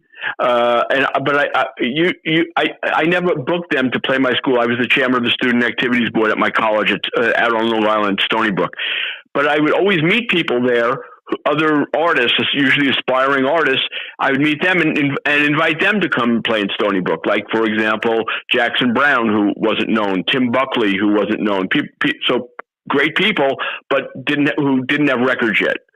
And that was one of the reasons why I went. But I also went. Am I allowed to talk about heroin on this show? Yeah, that's okay. Okay, so he had a song called Heroin. I had been addicted to heroin a couple of times in my life before then, and I still, one time before then, one time after them, I still kind of liked it. And that song that the Velvet Underground did, that Lou wrote, called Heroin, attracted me in a very, very big way. So when Lou lost his record label many, many years later, decades later, I was so excited that my boss at Sire, Seymour Stein, wanted to, think about signing Lou. So I encouraged him very much. He said, no one can stand him. He's really, really difficult. If we do this, you're going to have to take care of this and leave me out of it. And I said, absolutely, that would be the best thing that could ever happen. So Lou and I became very, very close. And we had a little team around Lou. It wasn't just me. There were other people as well, like Bill Bentley, for example. But there were a whole bunch of people who became the Lou Reed team. And, the first record that Lou did for us, boom, biggest hit he had in decades, with Dirty Boulevard from the New York album. And did you pick that? I mean, how do you decide what record to release? What track to release from? Excellent question, and I'm really glad you asked me, because usually the corporate masters make that decision. So it'll be the record label will say, this is what we have coming out. The reason that Reprise was such a great label is because it had been started by Frank Sinatra as a sanctuary for artists. I took that very seriously. And the reason why we were such a great label was because in the end, the artist always got to pick the single. So if an artist would say, I want this song, and our promotion guys would say, no, that's never going to get on the radio, I want this song, I would say, convince the artist that, that your position is right. But in the end, it was the final decision was always made by the artist. No matter what the promotion guy said, no matter what any marketing people said, it always was up to the artist. So I was very, very proud of that. I did it for the whole time that I worked at Warner Brothers, and I never wavered from that decision. I always felt it was the best way to go. There were no other labels doing that, by the way. The 30,000-foot view of music involves, I suppose, among a bunch of other stuff, these trends in music. Like, you were involved in this incredible movement with punk rock. I mean, it was a much different sound and a subculture. There was then hip hop and rap, etc. I'm wondering if you can maybe speak to that phenomenon and where it is now, because it feels as though we're more siloed in our listening now than ever before. Yeah, it's a tough one for me because I'm not really, conversant with what's going on now in music. People send me tapes sometimes, I listen to them, but I'm busy with my politics now, and I do that all day, rather than listen to new music. I haven't turned on a music radio station in I don't know how many years, many years. But what you're getting at about the siloing is absolutely the case, and it's interesting. Because when I was growing up, everyone seemed in New York City, everyone seemed to listen to the same couple of radio stations. So everybody was aware of the same music, and it started spreading out. And in some ways, it was a good thing. I mean, bring it over to television, and it was the same thing. I think there were like 5 stations when I was a kid, 5 TV stations, as opposed to 5,000 now. And so everyone. If you talked about who the guest was on the Ed Sullivan Show, no matter who you talked to, everyone saw that. Everyone knew.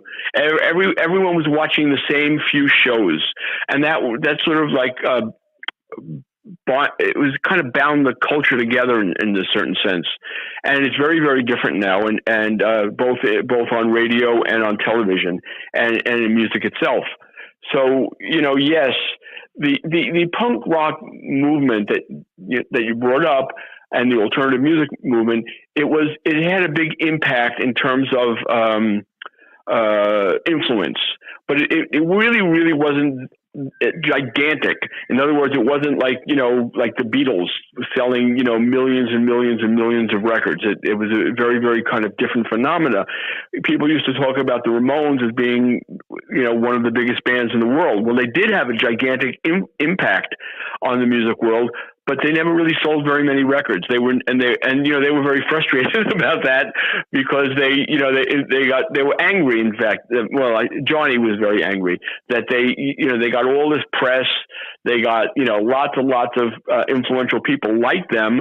Other bands cited them all the time as their biggest influence, and yet they didn't have a lot of money, to put it very mildly. Yeah. That's Johnny had more than most of them, but no, they didn't really have a lot of money. He was a good investor. The darling of of the culture, the subculture. But then, but you don't have the lifestyle. Yeah, I mean, none of them really, almost none of them really broke through in a very big way in terms of being commercial. I mean, the Talking Heads did a little bit, the Pretenders did a little bit. Every now and then there would be someone who did. At one point I went over to England. And it's kind of a long story, but I was spending time with the Clash. I went on tour with them, and then when we got back to London, they introduced me to some of their friends, and one of them was Billy Idol, who was in this band called Generation X at the time, and I got to know him and the guitar player Tony James really well, and I loved Generation X. I thought they were great, but again, they weren't having any kind of commercial success. And at some point, Billy Idol said, "Hey, the hell with that," and he left the band and became a solo artist right in the middle of the release of an album. And he just took the big commercial song from that album, made it his own song, and became like a big pop singer, and became also wealthy because of that. Sure. Wow. So that was in that particular instance, he had the instinct that, hey, look, it was his instinct that made him do that. Yes? I believe it was his instinct. I mean, at one point, this was kind of funny. I was just, this kid in San Francisco. I often didn't have money for gas, but A&M Records was afraid of Billy Idol. He was there. They signed him, and he was coming over to the Bay Area to do promotion, and they didn't know what to do with him, and they were literally afraid that he would like bite somebody or do something horrible. And they asked me if I would take him around to the radio stations in the Bay Area and sort of be his person for the day. I was just a guy. I didn't have any affiliation with A&M Records, but they were frightened. It was kind of a similar thing at the same time where Warner Brothers Records was afraid of Devo, and they knew that I had a relationship with Devo. So they actually flew me down from San Francisco, where I live, to LA to introduce them to Devo. When Devo, their new artist, came to town to meet everybody, they thought, well, maybe if Howie's there, he could keep them from spitting at us or something. It was weird. But anyway, in terms of Billy, I kind of got to know him pretty well, first over in England, and then later when we spent a full day together driving from San Jose to San Francisco and Marin to one radio station after another. And I got the idea that it had been him who thought of it. I kind of felt badly because Tony James, the guitar player in the band, was kind of the one who I was really the most friendly with in that group. So I, had a little bit of tiny angst about the breakup of Generation X, a band I loved, and Billy going in a much more commercial direction, which is what he did and what he wanted to do. I mean, my opinion, it's just my opinion, he may have a different opinion, was that he really wanted to be successful and he wanted to be rich. And that opinion is somewhat informed by other artists who had the same feeling. They wanted to make it. They didn't just want to be cool and hip and be in magazines and be, they really wanted to be big. I mean, I remember, again, going back to Johnny Ramone, him, telling me one time, that he didn't want to be like a foreign film that everybody thought was so cool. He wanted to be like a big Oscar-winning film that was the picture of the year. He didn't want the Ramones to be underground. Yeah, that's a great way to put it, actually. That's a great parallel. He was sharp that way, you know? Hey, it's... Yeah, he was a very, very smart guy. Terrific to have all the He was a plaudits, Republican, but he was a very smart guy. is that right? No, Anyway. So let me get you to some politics here. Again, we're talking to Howie Klein, and downwithtyranny.com is a place on the internet you should check out and be part of. He's got great takes on a lot of different things. Thanks, Mark. I wonder if you can give me a state of the state on the Democrats. I mean, we're in this miserable two-party system, in my view. I mean, it's just, you may disagree with me on that. I mean, maybe you feel it does serve some purpose, but I just feel as though it Before we go on, let me just say something. The person who was my mentor was my grandfather in terms of politics. And the first thing I remember ever hearing about politics was from him. I was very, very young. I don't know, maybe 8 or 9 years old. And he said to me, never forget this.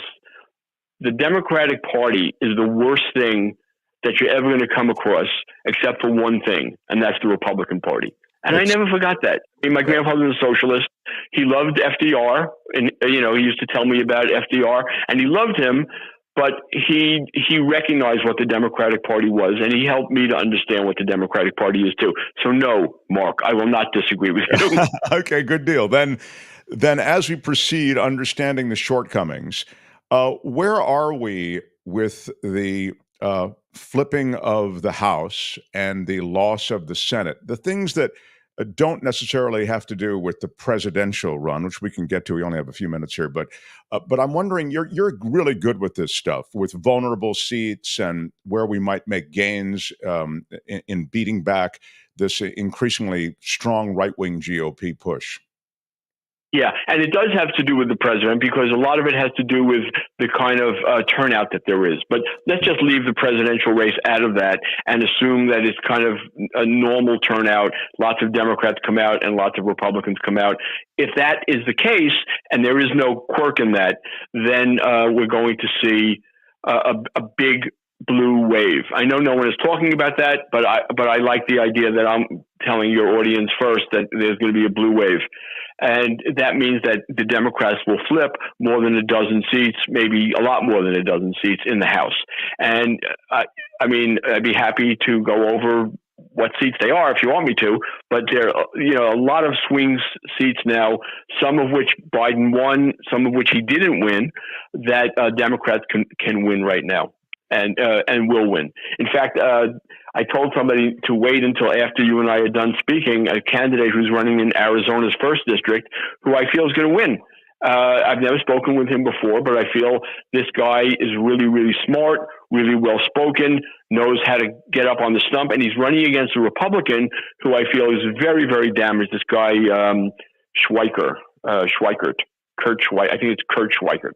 Anyway, that Republican almost lost last time to an underfunded candidate. This guy is not underfunded, and I think he's going to beat this Republican. And that there are districts all over the country like this. I think 6 in New York. There's 6 in California. There's 1 in Oregon.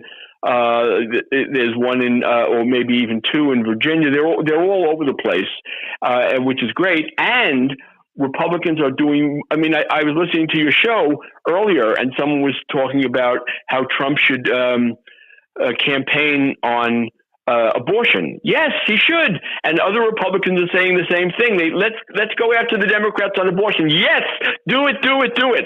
I agree with whoever it was who was on your show a few minutes ago saying that, because that's going to kill them. That is absolutely going to kill them. It does seem as though that, and it did in the midterms, right?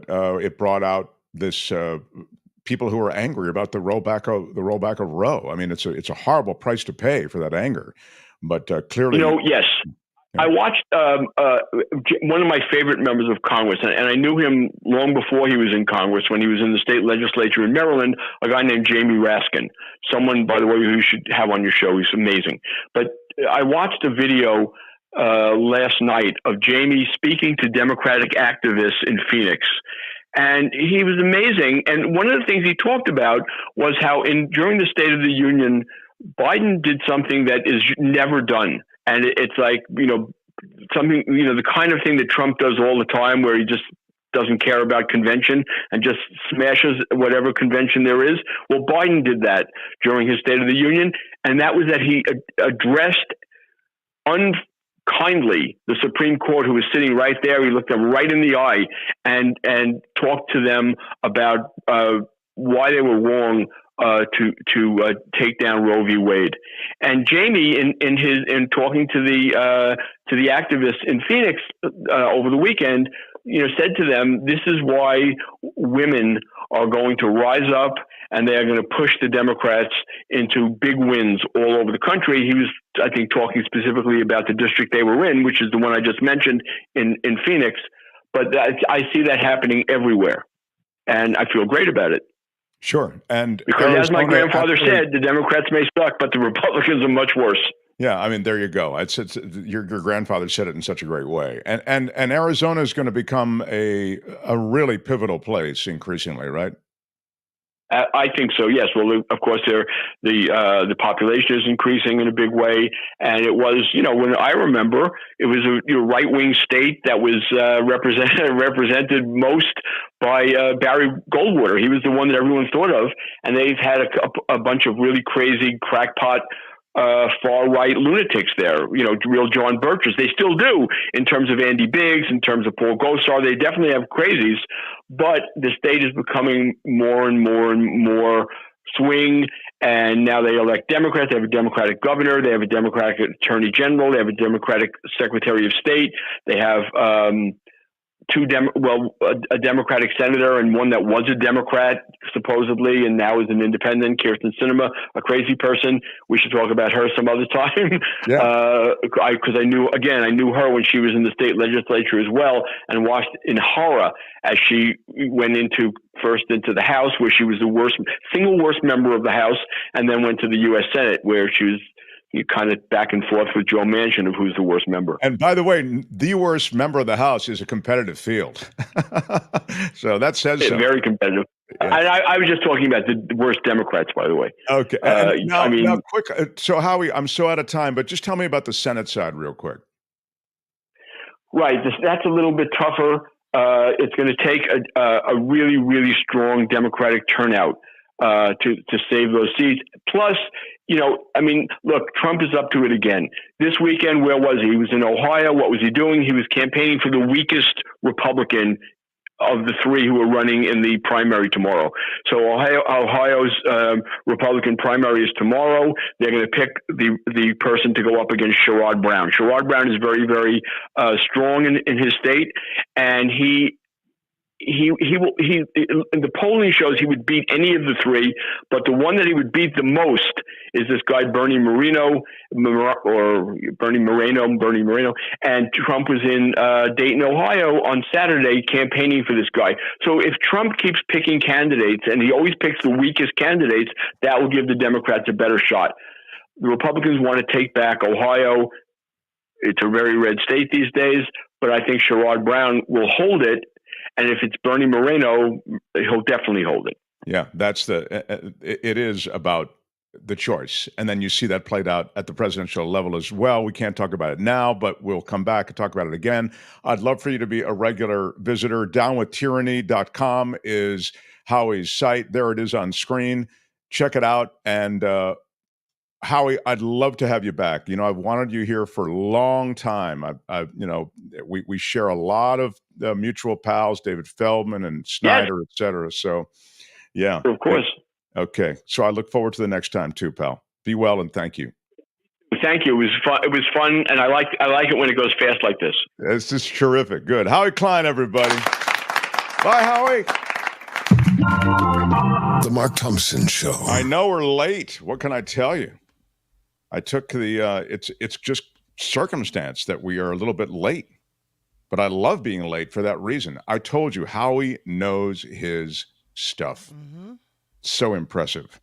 What do I need to do, Kim, before we finish up? You have some people to thank, as a matter of fact. I have people to thank. Mm-hmm. Love that. And that includes Robert House for $10. Robert House, big shout out. Big shout out. How about a 10 spot from Robert House? I love it. Tom Malloy, thank you for a 5 spot. Big shout out. Spotting Kelly a 5er is what Tom says. Wes with the super sticker for 5. Thank you, shout guys. out. We are crowdfunded, so I appreciate it. Every little bit helps. Doug Cope! Big shout out. Big shout out. Yeah. The so 5ers, that's really the 10 nice. spot. People It's all so great. kind. Yeah. You can probably lose that Howie Klein super that's on screen now. Yeah. But I do think there is still time. If Tony has it, we can update Now, Mark's Madness. Mark's Madness. We've got a good one going in the second hour here. It was either Oprah. What? Yeah. Or, That's pure speculation. yeah, speculation. That's pure speculation. Or Oprah's what? What? What is crushing pure speculation right now? What? Yes. That's and pure it speculation. looks as though 65% to 35%. Oprah is in the lead now, but you can vote till midnight tonight. Again, you'll vote in the community section of our YouTube channel. So there are ways to vote, even as we sign off here. There are perfect brackets. Mark's Madness continues. The commissioner is back from Taiwan, and he will join us midweek. So thanks to everybody who hustled to get this going. Tony, you may get MVP today because you pulled together Howie Klein and you pulled together all the visuals.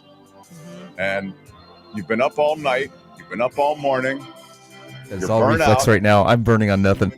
Yeah, I know. Thanks, Tony.